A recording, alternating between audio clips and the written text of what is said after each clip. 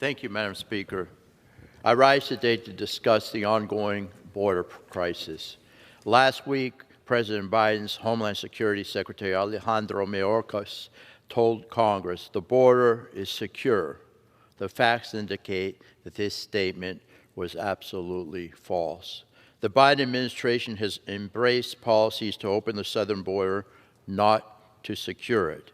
In reality, these open border policies have created one of the worst border crises in history. According to U.S. Customs and Border Patrol Protection, this August alone, 887 people were apprehended trying to illegally enter a country through the southern border, which is at 317% increase from last August. It's really a big problem, Madam Speaker. And since February of 2021, the agency says more than 1.2 million people have been apprehended illegally crossing the border. That staggering statistic represents more than the entire, actually, Pasco and Pinellas counties, which are in my congressional district. I represent them. When I was at the border a few months ago, Madam Speaker, the CBP agents I spoke with made it clear that they weren't even making a dent when it came to capturing the historic number of people who are illegally entering our country, or with seizing the extraordinary volumes of drugs that are flowing across the border.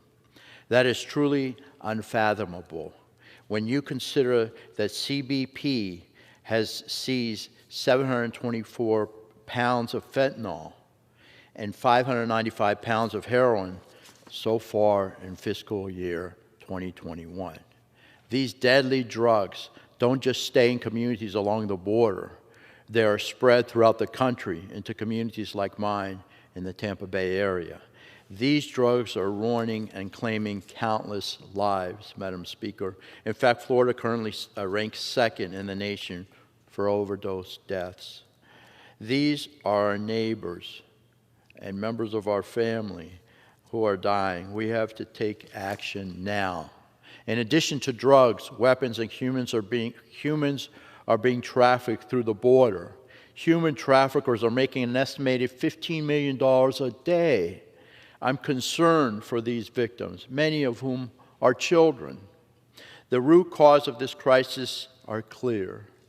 President Biden's disastrous immigration policies are to blame.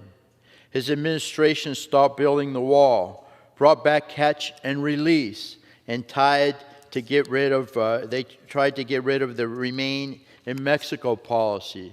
The President himself has actually articulated a new openness towards migrants, something the leaders of Central America point to as a root cause of the crisis they are seeing.